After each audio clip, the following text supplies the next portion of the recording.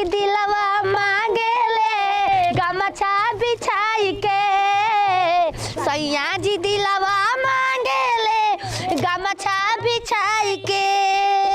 सुतेला संगवा खटिया प सुतेला संगवा खटिया प ऐसे जिया सजाई के राजा जी सैया जी राजा जी दिलवा मांगेले गमछा बिछाई के खाली गमछा बिछाइबू चल रे चल पूरा लेबे ये सब कोई इतना पूरा हमें खा पूरा हां कनी नु जान तो पतो हा लेक जाके आ बिछा दिहल जाई नु तो बहुत ठंडा दम गरम लागी आ सुतल जाई ना तो बुढ़ऊ बेच दिहन जानते नहीं कुतो पैसा मिलेगा हां बहुते पैसा के पुआरा बउए पुआरा आजकल बहुते महंगा रहता चल है पे बिछावा ए खान पतवार के पैसा मिली हो आ खान पतवार की अरे खान पतवार ना है ना सुन है ने का रे हे पे पुआरवा धरे के बउए बांध के लेके चलल जा घरे तुन का रो आय सुन ना हम जातन हमरा मैदान लागल बा तनी हम क के आओ तनी तनी तू झवा गुड़िया बिछा तू के ये बता तू आवेली जब देखली खेत बा तो तू हगे लकाय लागली रे दुगलवा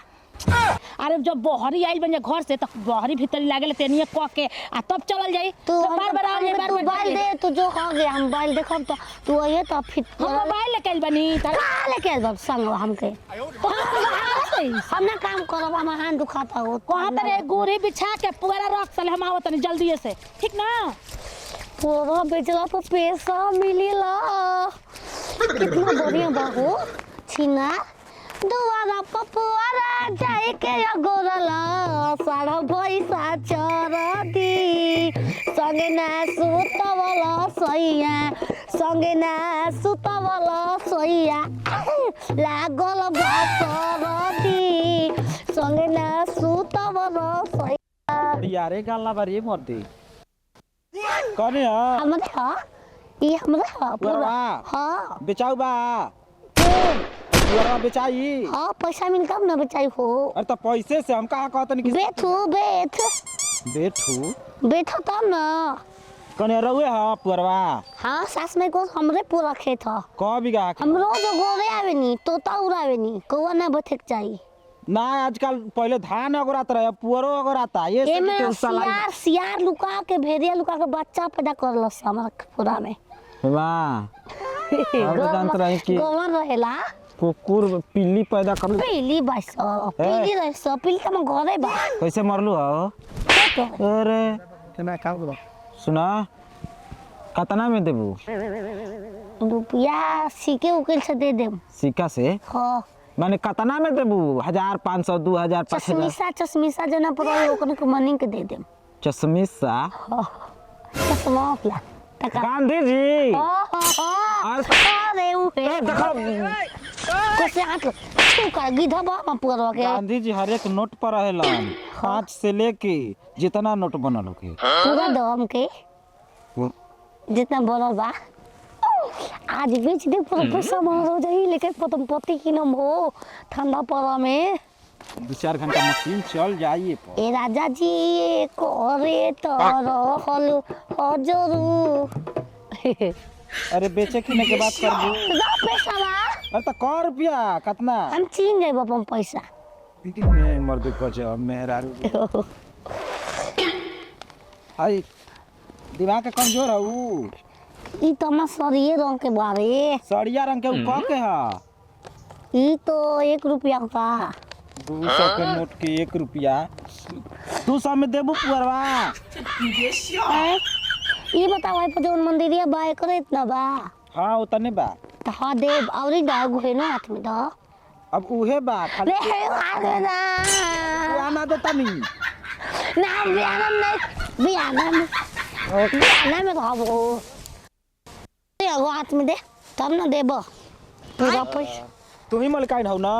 हमरे हां लेके जाओ कोनो बात नहीं के भाई ए बेरा आबे मशीन लगवा के भइला हाउ को दा माने भैंस बेचतड़ू त आधा राई 20 रुपया 50 रुपया लेता दाम हाथ भरत कहां बा वो भरा ला इधर अब वो दबा तिल का पर इच्छा होता है जा तब जानना बेचल हो ना ना ला ला ला हयो ला हो ले ला ए साला रे अब फोन करा तनी मुन्नर के ही आके मशीन आवो अब लेके मशीन आवो कटवाए हेलो केने बाड़ू हाँ पूरा बतिया ले बनिया आवो तो ही आ लाइए ले बराबर लेके कुला 3-4 घंटा जहाँ तक न हो चल गइल पहले पुआरा बांध ले करके हम बताए का हो क्या हड़ा तू साफ एकदम चिलो रे हो का सब साफ तू बाना रे हड़ा का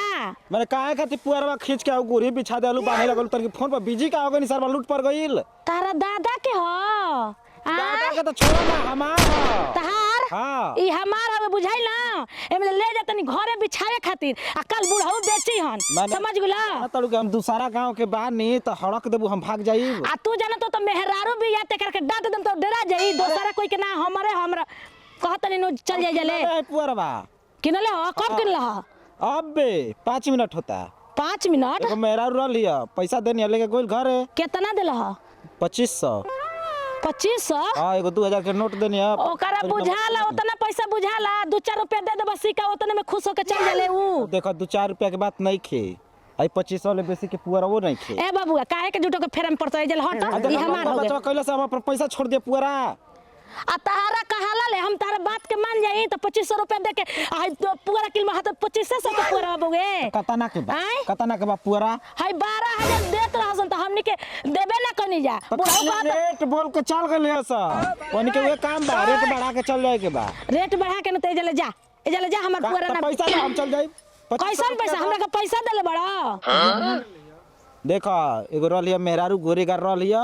पियर साड़ी पहनले रहलिया पैसा लेलस या पूरा बेचलस अपन गइल आई हो रामा लागत हमर पतोहिया रहे ए बाबू चल पहले उतना में ना हमर पूरा बेचे पहले हमर घरे चलता चल हमरा घरे चल पहले सारा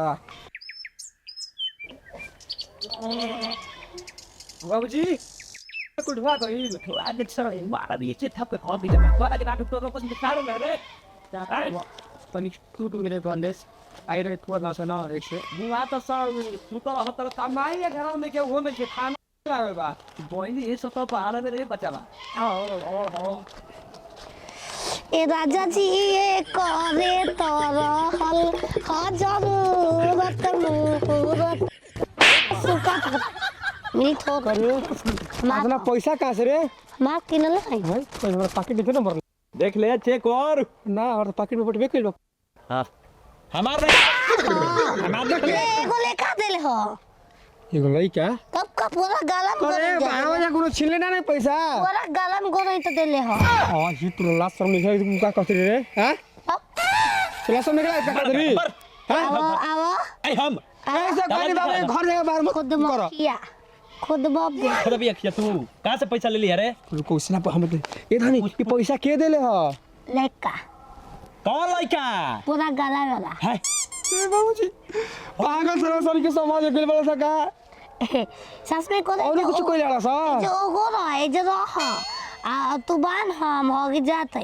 मुझे बानी आवता देता लेता ओ बाबू जेकर मतलब मायने जे गलती काम करवाती करा के अरे बुढ़िया रहल है रे हां कहां बियाह कर बता दी आवे तो बता दो ठीक बा नहीं ऊपर से देता लेता जाता लेता ए बाबू क्या लेता कुछ समझ नहीं इहे न बताई हम रोनी हो का कहलु पुआरा में पूरा हुए ले हम ना ले वो करे के ले आओ तो आइयो चल ना क्या बता अभी हम माइक खोद के उधर रुक जो तो बताओ तो तरह के जा खोजो हमरा का अपन पैसा से मत बोलना बा हो कहां एकरा के बेची हो सोनार के दुकान पर देखन पियर के बात तो सोने न हो आई हरियर बाई निक नहीं के जलिया हो जली चली महाराज अब हम घर द्वार देखल बानी चल पैसो लगावा पूरा कि ना और हयर लइया हां ए साफ उजबू के हऊ उजू के हां उजू के मन रे पैसा दे के यकीन के मतलब जो के मतलब ए भैया बाजा जा मत खबर रहते आई गोल बुढ़िया के जा गर्दनिया गोल ए छिनार जब कोने है तहरा के पुआरा बारे हम बुजुर्ग के खर्चा को हम पैसा में हम लोग भगवे न करब देखो तू भाग ओतरे में पुआरा के तू जे रहा हम लोग बुला तो ए इहे लइक रहा दे ले बा आई छोड़ा मत आई छोड़ा का मिला तो नहीं के मिल जाए तो माइक के बाहर छोड़ा ए मलकाइन ना तू लिया के गोल्डी तो ई है पुआरा लेके दे बा ले बा अरे छोड़ रे सारा तोला सब अरे मेरा सब गलती काम करे मैं अरे ई ता कौन गलती काम भइल बा हां हम मेरा को अरे मैं तू बोल चुप रहो तू चुप रहो भाई तो नहीं तो सब भइल बा भइल बा पैसा कम दे बा तो पैसा भइल बा पैसा के गलती काम करबे हां चुमा ना दे चुमा नहीं चोरी में आन दले बा अरे सीतारा बा हां देखो खाली बस बरबर के आबे आइल बा तो 5 गो लेबर अब मशीना में पिछाई से झोक दे गोड़वे देने से काटे चालू कर दे मर दे तू तो कमरपुर के वाला मर दे और पुआरा हम किल्ले बा और चिन गई हम ई तो कमरपुर ना दा मार दे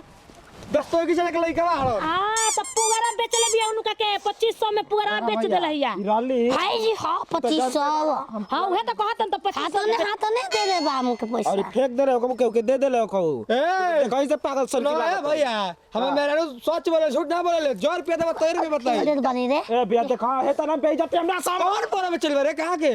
उहे गलवा ये बड़ी पुआरा ले ओ रे दादा गोलवा के 8000 रुपया दाम तार में लास्ट में निकला गत हां ए भैया 2500 दे ले बारी के हमका पैसा देवा दे दे बारे रे कमरपुर का चंदना पर 8000 रुपया बता रहे चंदनवा से